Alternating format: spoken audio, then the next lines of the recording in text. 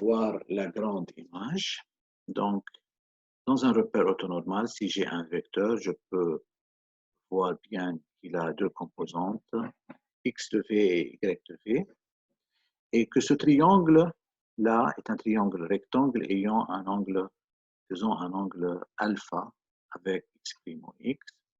Alors, je peux déduire à partir des relations trigonométriques que x de v égale le module de v fois cosinus alpha et que y de v égale le module de v fois sinus alpha et que y de v sur x de v égale tangente de l'angle.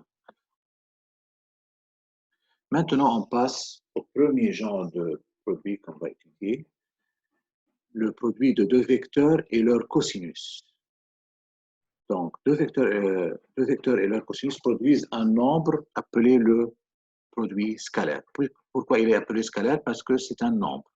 Il est égal au module de U fois au module de V fois cosinus de l'angle UV. Quelles sont les propriétés de ce produit? Tout d'abord, ce produit, il est commutatif. Ça veut dire que U scalaire V égale V scalaire U. Car cosinus moins alpha égale cosinus alpha. Donc, c'est pourquoi ce produit, il est commutatif. D'autre part, si U scalaire V égale 0, et aucun des deux vecteurs n'est nul, ni U ni V est nul, donc c'est qui est nul? C'est le cosinus. Cosinus alpha égale 0. Et par suite, alpha égale plus ou moins pi sur 2. Ça veut dire que U est perpendiculaire à V. Troisième propriété, c'est si U scalaire V est plus grand que 0, c'est que cosinus est plus grand que 0, et par suite, c'est un angle aigu. Et si UV est plus petit que 0, c'est un angle obtus.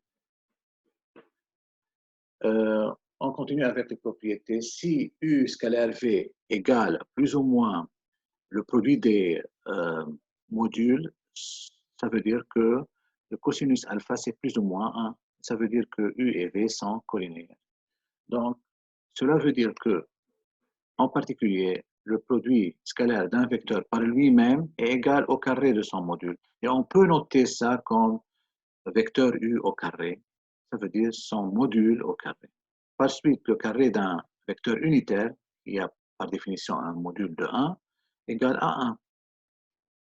Dans un repère orthonormé, on a donc I et J, I scalaire J et J scalaire I égale 0 parce qu'on a dit pour les perpendiculaires, le produit scalaire égale 0, alors que I au carré égale J au carré égale à 1 parce que ce sont des vecteurs unitaires. Dans un repère orthonormé, on peut, en utilisant ces relations, on peut établir la relation que U scalaire V égale XX' plus YY. Pourquoi on utilise le produit scalaire? Tout d'abord, c'est un test rapide de l'orthogonalité de deux vecteurs, XX' plus YY' égale 0, ça veut dire que les deux vecteurs sont perpendiculaires. Calcul du module d'un vecteur, donc puisque V au carré égale V scalaire V égale module au carré, donc égal en utilisant la relation x' plus y', mais cette fois-ci c'est xx plus y, ça veut dire x carré plus y carré, je peux rétablir la formule que le module de V égale la racine carrée de x carré plus y carré. On peut calculer le cosinus de l'angle de deux vecteurs en utilisant cette relation. Et on peut établir la loi des cosinus dans un triangle quelconque appelé Pythagore généralisé, qui ressemble à la formule de Pythagore, mais avec un terme qui dépend de l'angle entre les deux côtés utilisés pour le calcul de la troisième. Exemple, je vais prendre un petit exemple pour fixer les idées.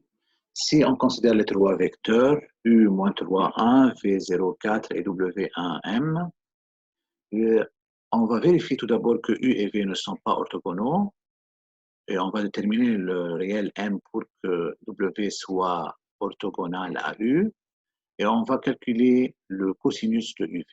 Tout d'abord, pour vérifier que U et V sont orthogonaux, il suffit de tester si le produit scalaire est égal à 0. Donc, produit scalaire de U U scalaire V égale XX' plus YY'. Je le calcule, je trouve 4 qui est différent que 0, donc U et V ne sont pas orthogonaux. Pour déterminer M, il faut considérer que W et U sont orthogonaux. Donc, il faut considérer que le produit scalaire U scalaire W égale bien à 0. Donc, U scalaire W égale X plus Y, donc moins 3 fois 1 plus 1 fois M. Donc, j'obtiens M moins 3 et je pose ça égal à 0 pour que U et W soient perpendiculaires et je trouve qu'il faut avoir M égale 3. Enfin, pour déterminer le cosinus, je commence par calculer les modules de U et V. J'obtiens un module de U égale racine de 10 et module de V égale à 4 et j'applique la formule pour avoir un cosinus de racine de 10 sur 10 enfin.